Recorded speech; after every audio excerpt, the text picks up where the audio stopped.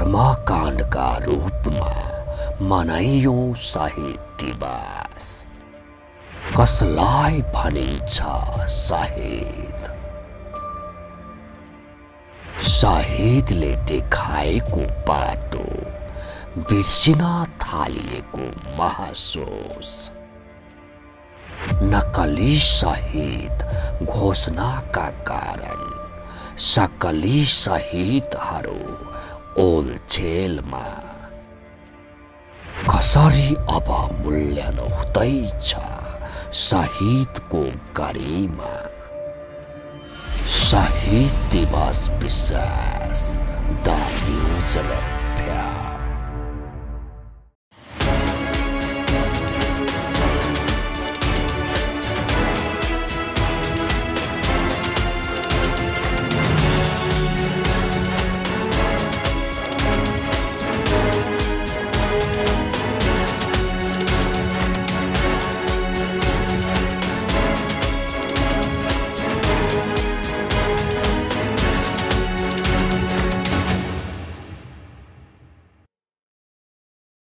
नमस्कार। खास न्यूजको बहुकोणीय चिरफार गर्ने कार्यक्रम द न्यूज रिभ्यूको आजको अङ्कमा स्वागत छ। म सन्तोष पोखरेल। दर्शकवृन्द, हामी सङ्घीय लोकतान्त्रिक शासन व्यवस्थामा छौँ। यो शासन व्यवस्था स्थापनाको अवस्थासम्म मुलुकलाई ल्याइ पुर्याउन धेरैको योगदान छ। कसैले राजनैतिक दल स्थापना गरेर, कसैले समाजमा चेतना फैलाएर त कसैले हतियार उठाएर। जनतालाई अधिकार सम्पन्न बनाउने सङ्घर्षमा धेरैले आफ्नो प्राणको बलिदान गर्नुभएको छ। जनअधिकार प्राप्ति तथा देशको रक्षाका लागि सङ्घर्ष गर्दा गर्दै आफ्नो प्राण आहुति दिनेहरूलाई शहीद भनिन्छ। शहीद भनेको राज्यद्वारा दिने अत्यन्त ठुलो सम्मान हो। शहीदहरूको सम्झनामा हरेक वर्ष माघ 16 गते विशेष कार्यक्रम गरिन्छ। सोमबार देशभर शहीद दिवस मनाइएको छ। शहीद भन्ने बित्तिकै हामी देश र जनताको हितको लागि आफ्नो जीव ज्यानको परवाह नगरी प्राणको आहुति दिनुभएका नेपाल आमाका वीर छोराछोरीलाई सम्झन्छौँ र उहाँहरूप्रति नतमस्तक हुन्छौँ अनि श्रद्धापूर्वक भावपूर्ण श्रद्धाञ्जली अर्पण गर्दछौँ।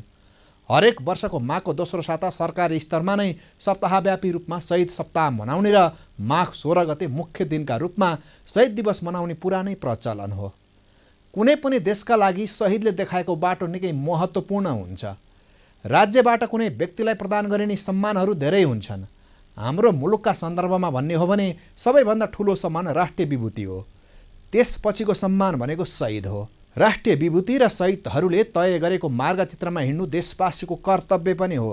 तर सच्चा शहीदहरूको सूचीमा नक्कली शहीदहरूको नाम समेत समावेश गरिएका टिप्पणीहरू पनि भइरहेका छन्। व्यक्तिगत स्वार्थका लागि अर्कालाई सताउँदै गर्दा मारिएकाहरूलाई समेत शहीदको सूचीमा राख्ने विकृतिका कारण पनि शहीद दिवस ओझेलमा पर्दै गएको छ। अर्काको सम्पत्ति लुट्न जाँदा गाउँलेद्वारा प्रतिकारका क्रममा मारिएका, अर्कालाई हत्या गर्ने क्रममा सुरक्षाकर्मीले प्रतिकार गर्दा मारिएका, सवारी दुर्घटनामा परेका, आत्महत्या गरेकादेखि करेन्ट लागेर ज्यान गुमाएकासम्मको नाम शहीदहरूको सूचीमा राखेको गुनासो आउनु भनेको सामान्य कुरा होइन, विडम्बना नै मान्नुपर्छ। पछिल्ला केही वर्ष यता शहीद शब्दकै अवमूल्यन र अपमान हुने गरी व्यक्तिगत झैझगडा तथा लेनदेन र दुर्घटनामा परि ज्यान गुमाएकाहरूको समेत निश्चित मूल्य निर्धारण गरेर शहीदको दर्जामा राखिएको पाइन्छ। यसरी केही निश्चित रकम क्षतिपूर्ति लिनका लागि शहीद घोषणा गराउनु भनेको लज्जास्पद विषय मात्र नभएर देश र जनताको लागि निस्वार्थ ढङ्गले बलिदानी दिनुभएका सच्चा देशभक्त शहीदप्रतिको अपमान समेत हो। प्रस्तुत छ यस सन्दर्भमा हाम्रा सहकर्मी बिन्दुकान्त घिम्रेले तयार गरेको टिप्पणी। कर्मकाण्डका रूपमा मनाइयौं शहीद दिवस। कसलाई भनिन्छ शहीद? शहीदले देखाएको बाटो बिर्सिन थालिएको महसुस। नक्कली शहीद घोषणाका कारण सक्कली शहीदहरू ओलझेलमा। कसरी अब मूल्याङ्कन हुँदैछ शहीदको गरिमा? शहीद दिवस विशेष द न्यूज रफ्या। दर्शकवृन्द, नेपालको पहिलो राजनीतिक दल प्रजा परिषदले राणा शासन विरुद्ध सङ्गठित रूपमा विद्रोह गर्यो। यो विद्रोहको क्रममा विक्रम सम्वत 1997 साल माघको दोस्रो साता प्रजा परिषदका 4 जना नेताहरू राणा सरकारद्वारा मारिए। यही घटना तथा यिनै शहीदहरूको सम्झनामा हरेक वर्षको माघ 16 गते शहीद दिवस मनाउन थालिएको हो। नेपालमा राणा शासन विरुद्ध पहिलो विद्रोह प्रजा परिषदले गरेको हो त? आफ्नो शासन विरुद्ध विद्रोह गरे बापत राणाहरूद्वारा मारिनेमा प्रजा परिषदका 4 जना नेताहरू मात्रै हुनुहुन्थ्यो कि त्यसअघि अरू पनि मारिनुभयो भन्ने प्रश्न निकै पेचिलो बनेको छ। यही पेचिलो प्रश्नसँगै जोडिएर आउने 2 जना पात्र हुनुहुन्छ अछामका बलदेव शाह बाकवीर र गोर्खाका लखन थापा। प्रस्तुत छ यस सन्दर्भमा छोटो टिप्पणी। नेपालमा जनस्तरमा शहीद दिवस मनाउन थालिएको 1998 साल माघको दोस्रो सातादेखि हो। आफ्नो पार्टीका 4 जना नेता दशरथ चन्द्र, गङ्गालाल, धर्मराज र शुक्रराज शास्त्रीलाई फाँसी दिएको अर्को वर्षदेखि नेपाल प्रजा परिषदले हरेक वर्ष माघ 16 गते शहीद दिवस मनाउन थालेको हो। प्रजा परिषदले थालनी गरेको शहीद दिवस मनाउने परम्परालाई 2003 सालदेखि नेपाली काङ्ग्रेसले पनि निरन्तरता दियो। तर सरकारी स्तरमा शहीद दिवस मनाउने परम्पराको सुरुवात भने प्रजा परिषदका अध्यक्ष टङ्क प्रसाद आचार्य देशको प्रधानमन्त्री बनेपछि 2012 सालदेखि आरम्भ गरिएको हो। तर नेपाली प्रजा परिषदले आन्दोलन गर्नुभन्दा अघि मुलुकमा जनअधिकार बहालीका लागि आन्दोलन भएका थिए कि थिएनन्, यस्ता आन्दोलनका क्रममा वीर सपुतहरू मारिनु भयो कि भएन भन्ने खोजी भने खासै भएको देखिँदैन। राणा शासन विरुद्ध विद्रोह गर्ने क्रममा जङ्गबहादुर राणाका पालामा विक्रम सम्वत 1906 सालमा अछामका बलदेव शाह बाङ्कावीर र 1933 सालमा गोर्खाका लखन थापा मारिएको पनि इतिहासकारहरूले उल्लेख गर्नु भएको छ। बाङ्कावीर तथा लखन थापालाई पनि शहीदको सूचीमा राख्नुपर्ने माग लामो समयदेखि उठ्दै आएको थियो। तर सामूहिक तथा साङ्गठनिक रूपमा माग नउठेका कारणले लामो समय सरकारले वास्ता गरेको थिएन।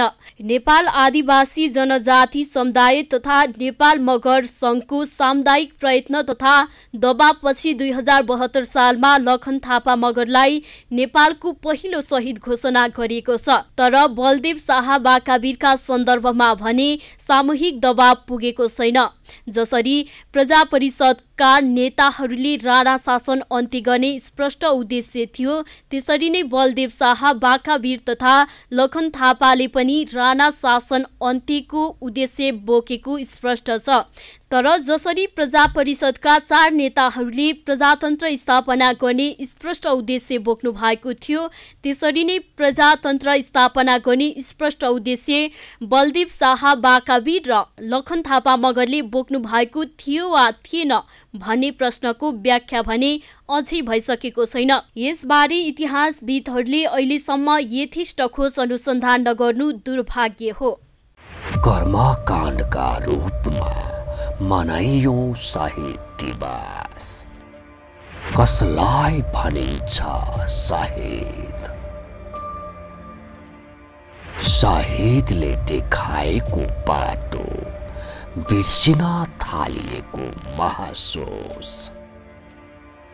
नक्कली शहीद घोषणाका कारण सक्कली शहीदहरू ओलछेलमा। कसरी अब मूल्याङ्कन हुँदैछ शहीदको गरिमा। शहीद दिवस विश्वास द न्युज रफ्या। दर्शकवृन्द, हाम्रो मुलुकमा पनि जनअधिकार बहाली तथा देशको रक्षाका लागि प्राण आहुति गर्नेहरूको सङ्ख्या उल्लेख्य छ।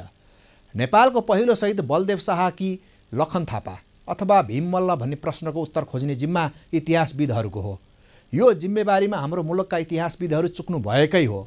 राज्यले जसलाई जे कारण शहीद घोषणा गरेको छ, जनताले स्मरण गर्ने भनेको उहाँहरूलाई नै हो। अहिलेसम्म शहीदका रूपमा राज्यद्वारा स्पष्ट तस्बिर ल्याइएको भनेको नेपाल प्रजा परिषदका 4 जना नेताहरूको मात्रै हो। यसबाहेक लखन थापाको नाम पनि यदाकदा राज्यले लिने गर्छ। तर राज्यको तर्फबाट लखन थापा पर्नुहुन्छ। प्रस्तुत छ यस सन्दर्भमा छोटो चर्चा। राणा शासन अन्त्यका लागि गतिविधि गरे बापत लखन थापालाई 1933 साल फागुन 2 मा गोर्खाको मनोकामना मन्दिर नजिकैको रुखमा झुन्ड्याएर मारिएको थियो। यद्यपि लखन थापाले गरेको राणा शासन विरुद्धको विद्रोह सङ्गठित थिएन। नेपालमा जनअधिकार बहालीका लागि सङ्गठित विद्रोह 1993 सालमा नेपाल प्रजा परिषद नामक राजनीतिक पार्टी स्थापनापछि आरम्भ भएको हो। प्रजा परिषद मार्फत जनअधिकार बहालीका लागि सङ्घर्ष गर्ने मध्ये शुक्रराज शास्त्री, धर्मभक्त माथेमा, दशरथ चन्द्र ठाकुर र गङ्गालाल श्रेष्ठलाई 1997 माघ 10 देखि 14 गते राणा सरकारद्वारा फाँसी दियो। विक्रम सम्वत 1997 साल माघ 10 गते राति 12 बजे काठमाडौँको पचलीमा खरीको रुखमा शुक्रराज शास्त्रीलाई झुन्ड्याइएको थियो भने धर्मभक्त माथेमालाई सिफलमा हत्या गरिएको थियो। त्यसै गरी माघ 14 गते दशरथ चन्द्र ठाकुर र गङ्गालाल श्रेष्ठलाई शोभा भगवतीमा गोली हानी हत्या गरिएको थियो। यही घटनाको स्मृतिमा हरेक वर्ष माघ 16 गते शहीद दिवस मनाउने गरिएको छ।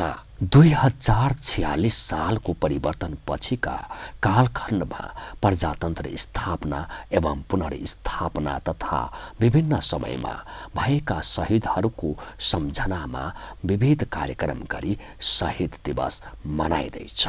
तर शहीदका सपना पूरा गर्न हुनुपर्ने जति काम नभएको गुनासो यस अवसरमा हुने गर्छ।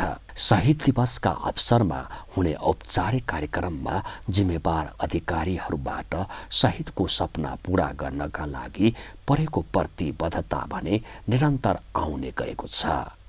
कर्मकाण्डका रूपमा मनाइयौं शहीद दिवस। कसलाई भनिन्छ शहीद?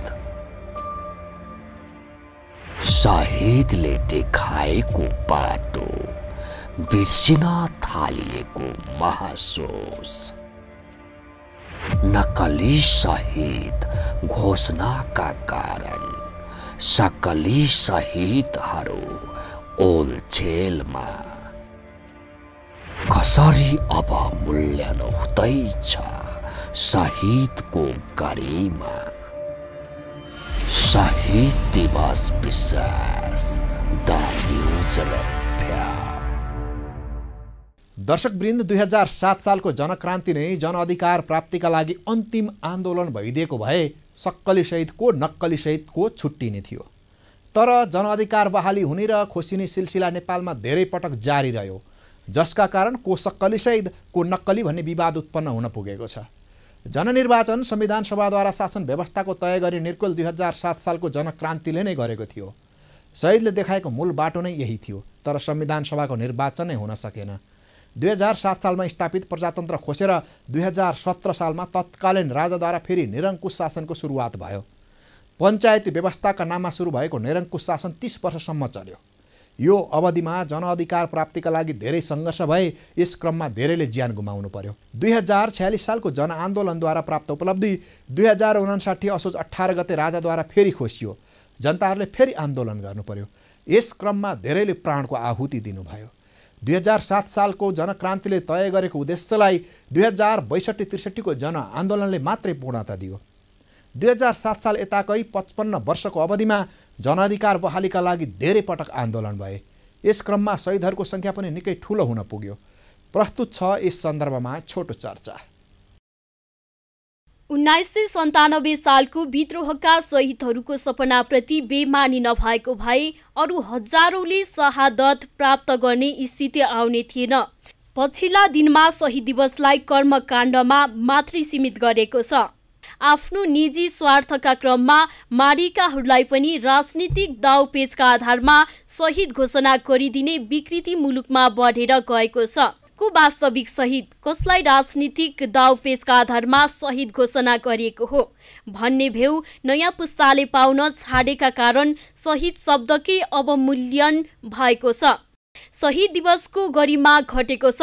पञ्चायती व्यवस्था विरुद्धको सङ्घर्षका क्रममा 2020 सालमा प्राण आहुति दिनुभएको दुर्गानन्द झालाई 2072 सालमा मात्रै शहीद घोषणा गरिएको तीतो यथार्थता हाम्रा सामु छ। 2046 सालको परिवर्तन लगत्तै झालाई शहीद घोषणा गर्न कुन शक्तिले रोक्यो? उहाँलाई शहीद घोषणा गर्न गणतन्त्र नै पर्खनु किन पर्यो भन्ने प्रश्नको उत्तरले धेरै कुराको छिनोफानो गर्छ। त्यसैले विगतका गल्तीहरू ढाकछोप गर्नुभन्दा सच्याउँदै जानु उपयुक्त हुन्छ। को वास्तविक शहीद, को नक्कली शहीद भन्ने वर्गीकरण गर्नु जरुरी छ। वास्तविक शहीदहरू धेरैको अभिलेख गायब छ, धेरैको जीवनी लेखिएको छैन। लोकतन्त्रका नाममा राज्य सत्तामा सधैँ हुने खाने वर्गको हालीमुहाली चल्दै आएको छ। जनअधिकार कागजमा मात्रै सीमित छ।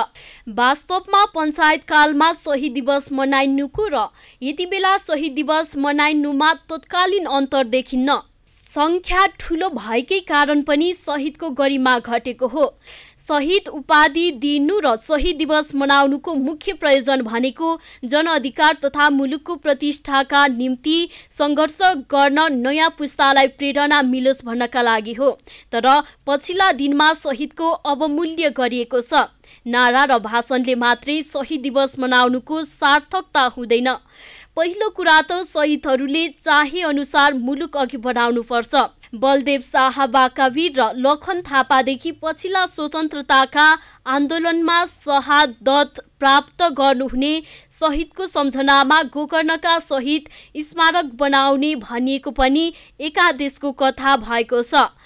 मन्त्री परिषदको 2064 जेठ 11 गते निर्णय अनुसार उपत्यकाको उत्तर पूर्वी भेग स्थित गोकर्णेश्वरमा निर्माण भइरहेको राष्ट्रिय शहीद स्मारक 15 वर्ष नाघिसक्दा पनि अझै अधुरो छ।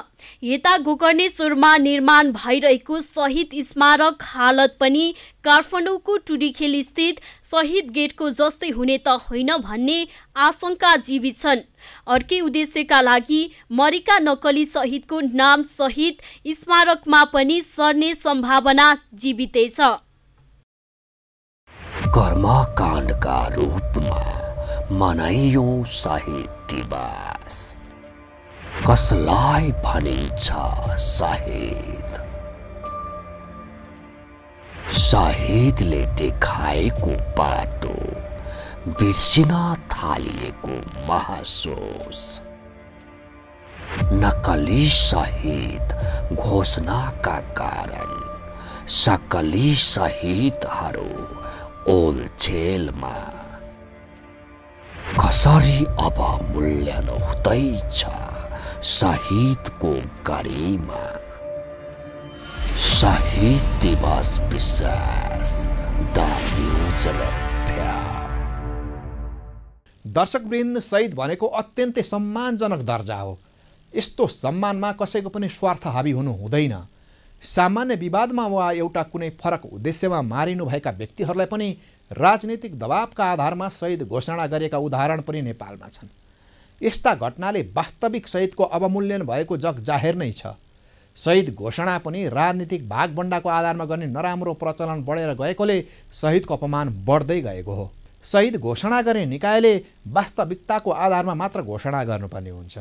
कसैको दबावमा कसैलाई शहीद घोषणा गर्नु भनेको वास्तविक शहीदहरूप्रतिको घोर अपमान हो। सही तरिकाले शहीदको मूल्याङ्कन हुन सकेको अवस्थामा मात्र महत्त्व बढ्न जान्न सक्छ। कसैको दबावमा कसैलाई शहीद घोषणा गर्नु भनेको वास्तविक शहीदहरूप्रतिको घोर अपमान हो। सही तरिकाले शहीदको मूल्याङ्कन हुन सकेको अवस्थामा मात्र महत्त्व बढ्न सक्छ। नेपालको सरकारी संयन्त्रमा अहिलेसम्म नेपालमा कतिजना शहीद हुनुहुन्छ र उहाँहरू केका लागि लड्नुभयो र के दिएर जानुभयो भन्ने वास्तविक तथ्याङ्क रहेको पाइँदैन। सरकारले यो विषयमा पनि समयमै ख्याल राख्नु जरुरी छ। होइन भने वर्षको एकचोटि शहीदको शालिगमा वा फोटोमा माल्यार्पण गरेर मात्रै शहीदको सम्मान हुँदैन। दर्शकवृन्द, द न्युज रिभ्यूको आजको प्रसङ्ग यति नै। तपाईँ न्युज नेपाल टेलिभिजनको प्रसारण युट्युब र फेसबुकमा पनि प्रत्यक्ष हेर्न सक्नुहुनेछ। आजको प्रस्तुतिबाट हामी सबैलाई बिदा दिनुहोस्। हेर्दै गर्नुहोला न्युज नेपाल टेलिभिजन। नमस्कार। कर्मकाण्डका रूपमा मनाइयौं शहीद दिवस। कसलाई भनिन्छ शहीद? शहीदले देखाएको बाटो बिर्सिन थालिएको महसुस नक्कली शहीद घोषणाका कारण सक्कली शहीदहरू ओलछेलमा कसरी अब मूल्याङ्कन हुँदैछ शहीदको गरिमा शहीद दिवस विश्वास द न्युज र